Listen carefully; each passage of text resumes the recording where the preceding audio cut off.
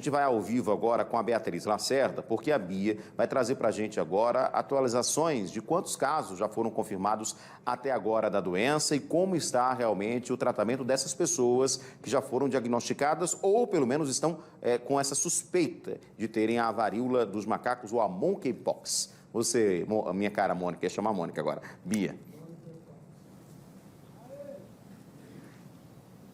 Pois é, já são 98 casos suspeitos de varíola dos macacos aqui no estado de Alagoas. E desse total de 98, somente um foi confirmado, um paciente morador da cidade de Murici. É um único caso confirmado, significa cerca de 1% desse total. Então não é um alto índice. Também 22 já foram descartados e outros mais de 70 estão em investigação.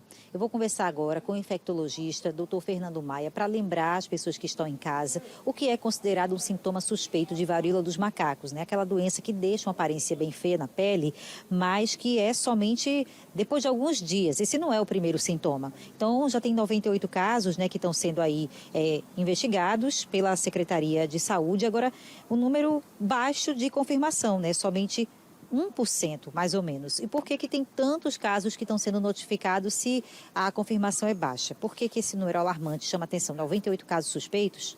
É porque a lesão de pele da monkeypox é muito parecida com outras doenças comuns que a gente tem aqui. A mais comum é a varicela, que é conhecida como catapora.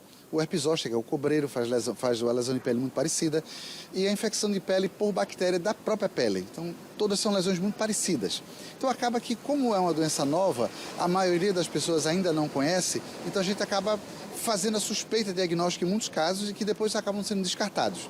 Na verdade, essa doença tem uma taxa de contaminação bem mais baixa e por isso esse aparente número de casos grande com a confirmação baixa. Apesar disso, o Brasil, dados de hoje da OMS, o Brasil é o terceiro país do mundo com mais casos. A gente só perde para os Estados Unidos e para o Reino Unido, infelizmente. Por que o senhor acha que esse índice está tão alto aqui no Brasil em comparação ao restante do mundo? Primeiro porque a população brasileira é muito grande, né? O Brasil é um dos países mais populosos do mundo, então é natural que qualquer doença dessas tenha mais casos, tá? E também porque a situação climática do Brasil, a situação das pessoas favorece a transmissão da monkeypox, porque a principal transmissão é por contato direto entre as pessoas. Então, tocar na pele das pessoas, também se transmite por relação sexual, então, mas é basicamente contato de pele. E como a gente tem muito esse costume de tocar, abraçar as pessoas, isso acaba facilitando a transmissão dessa doença. É verdade, né? Até um comportamento cultural nosso de chegar perto, né? E na pandemia isso também ficou muito claro, a dificuldade que a gente teve, né? De manter esse distanciamento, porque na nossa cultura é muito mais fácil a gente se aproximar, cumprimentar, abraçar, beijar, e é justamente assim que se transmite também a varíola de macacos, né? Como o senhor falou, é pelo contato pele a pele e por relação sexual. Então, quais são os primeiros sintomas? Geralmente a doença começa com febre, essa febre costuma durar 2 ou 3 dias e acompanha infartamento ganglionar. Então aparece assim no pescoço, que o pessoal chama de landra, né? E é uma febre bem alta? Costuma ser alta a febre. E a partir do segundo, terceiro dia, quando a febre baixa, começa a aparecer as lesões de pele. As lesões aparecem primeiro como uma mancha, depois aparece uma bolinha d'água, que a gente chama de vesícula, e depois de alguns dias a vesícula fica com amarelada, a gente passa a chamar de pústula, e depois de alguns dias essa pústula forma uma crosta, forma uma casca, certo? Muito parecida com a da catapora ou da varicela. A diferença aqui é que a evolução é muito mais longa. Da catapora costuma ser entre 10 dias e até 2 semanas. Aqui é de 3 a 4 semanas de evolução, basicamente. Nesse surto atual, as lesões estão se concentrando nas extremidades, então é mais comum o paciente ter lesão nas mãos, nos pés e ao redor da área genital. E uma coisa também importante é que a maioria das pessoas tem poucas lesões de pele. Os relatos dos primeiros casos lá no Reino Unido, na Espanha, principalmente em Portugal e nos Estados Unidos, a maioria dos pacientes tem até 5 lesões de pele somente. Muitas vezes pode até passar despercebido, infelizmente. Se alguém perceber um sintoma como esse, uma febre súbita, né, de repente bastante alta, inchaço de gânglios, né, e também essas erupções de pele, essas bolhas, o que deve fazer? A questão também de ter toalha, lençol naquele período, que cuidados a pessoa deve ter para não contaminar outras? Bom, a primeira coisa é procurar o serviço de saúde para coletar o material adequado e a pessoa poder pegar o atestado médico para ficar afastada. Então, essa pessoa vai precisar ficar 21 dias em isolamento exatamente para não transmitir para outras pessoas. E também é muito importante fazer o exame. Primeiro, para a gente saber se é monkeypox mesmo, porque, como a gente estava conversando ainda há pouco, tem várias outras doenças muito parecidas com a monkeypox. E você fazendo o exame dando negativo, a pessoa sai do isolamento, não precisa esperar tanto tempo.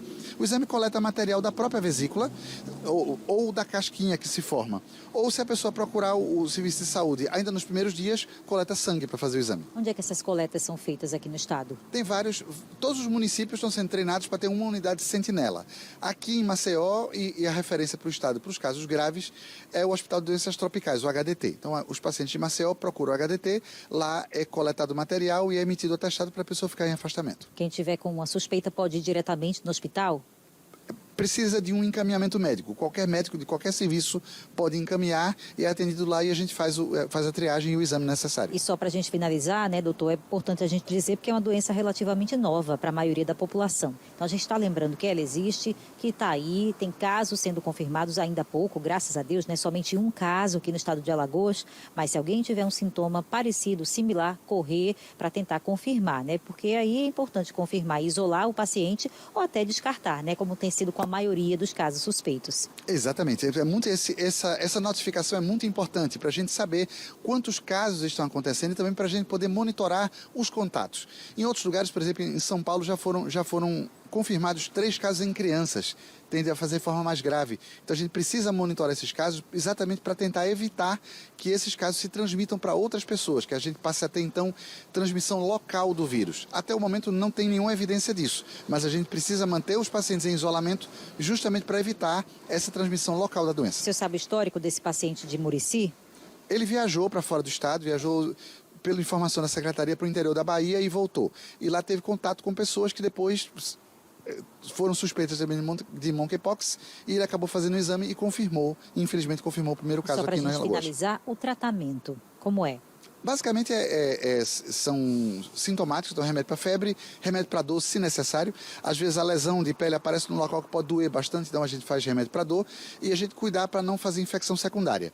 Apenas os pacientes que são muito idosos ou os pacientes que são imunocomprometidos, por exemplo, pacientes que têm AIDS que não está controlada, pacientes com câncer, pacientes com reumatismo, por exemplo, correm o risco de fazer forma grave. Então esses precisam ser monitorados e fazer tratamento específico, mas a maioria não vai ser necessário. Ok, doutor Fernando Maia, muito obrigada pelas suas informações. Mais uma vez, a gente já teve essa outra conversa, né, em outro momento, quando um primeiro caso foi confirmado aqui em Alagoas, mas era um caso considerado importado, Edson. Uma pessoa que veio do Espírito Santo e era natural de lá, né? Então, não foi considerado um caso aqui no estado de Alagoas, porque a pessoa já chegou com sintomas, né? Já chegou aí trazendo o vírus de fora, de outro estado. E nesse caso, se desenvolveram, né, os sintomas aqui e ficou sendo uma doença confirmada aqui, como varíola de macaco, o primeiro caso no estado de Alagoas, um paciente de 25 anos, morador de Murici.